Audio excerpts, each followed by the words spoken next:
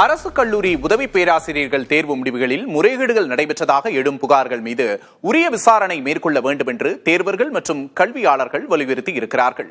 என்ன நடந்தது என்பது குறித்து இந்த செய்தி தொகுப்பில் காணலாம்.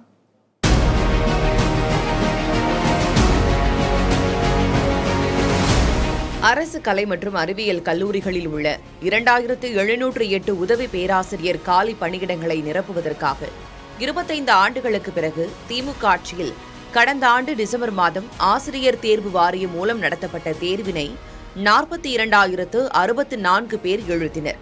தேர்வு முடிவுகள் கடந்த 25ஆம் தேதி வெளியிடப்பட்டுள்ள நிலையில் முறைகேடு நடந்துள்ளதாக அதிர்ச்சி தகவல் வெளியாகியுள்ளது. புறநிலை வினா பிரிவில் அதிக மதிப்பெண் பெற்ற 42 தேர்வர்கள் விளக்க கட்டுரை பிரிவில் 0 மதிப்பெண் பெற்றதாகவும் 106 தேர்வர்கள் தலா 1 மதிப்பெண் பெற்றுள்ளதாகவும் முடிவு வெளியாகியுள்ளது. இதுகுறித்து புதிய தலைமுறையிடம் பேசிய தமிழ்நாடு அனைத்து அரசு கல்லூரி யுஜிசி தகுதி பெற்ற கௌரவ விரிவுரையாளர்கள் சங்க தலைவர் தங்கராஜ், தேர்வு வினாத்தாளுக்கான விடை குறிப்புகளை தேர்வு வாரியம் வெளியிடவில்லை என்றார். ஆசிரியர் தேர்வு வாரிய செயல்பாடுகளில் நம்பிக்கை இல்லை என்றும் உரிய விசாரணை நடத்த வேண்டும் என்றும் கேட்டுக் கொண்டார். திருத்தப்பட்ட மதிப்பெண்கள் நிறைய பார்த்தா முன்னுக்கு பிறனா இருக்கு. 42 பேருக்கு மேல 0 போட்டிருக்காங்க. அது மாதிரி தமிழ்நாட்டில் ஒரு சப்ஜெக்ட்ல டாப்ல எடுத்திருக்காரு, ஃபர்ஸ்ட் மார்க் எடுத்திருக்காரு. அவருக்கு பார்த்தா 3.5 மார்க் போட்டிருக்காங்க. ஒருத்தருக்கு பார்த்தா 0.5 மார்க் போட்டிருக்காங்க. இந்த கைட்லைன்ஸ் பார்த்தா இது மாதிரி திருத்தணுன்றதுக்கான குறிப்பே இன்ன வரைக்கும் எங்களுக்கு வெளியிடல.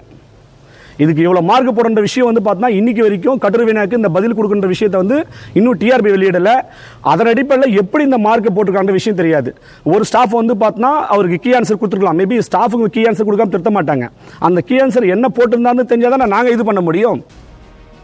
உதவி பேராசிரியர் தேர்வில் முதற்கட்ட முடிவின்படி பணி நியமன ஆணை பெற்ற 5 பேரில் 2 பணி அனுபவ மதிப்பெண்கள் ஆசிரியர் தேர்வு வாரியத்தால் திருத்தம் செய்யப்பட்டுள்ளதாக கூறப்படுகிறது. இந்த விவகாரத்தில் உரிய நடவடிக்கை எடுக்க வேண்டும் என்று அதிமுக பொதுச் செயலர் எடப்பாடி கே பழனிசாமி, இந்திய கம்யூனிஸ்ட் மாநில செயலர் மு வீரபாண்டியன் மற்றும் கல்வியாளர்கள் தமிழ்நாடு ஆசிரியர் தேர்வு வாரியத்தை வலியுறுத்தியுள்ளனர். தேர்வுகளில் நம்பகத்தன்மையை உறுதி செய்ய அரசு நடவடிக்கை எடுக்க வேண்டும் என தேர்வர்கள் கோரிக்கை விடுக்கின்றனர். புதிய தலைமுறைக்காக செய்தியாளர் விக்னேஷ் முத்து.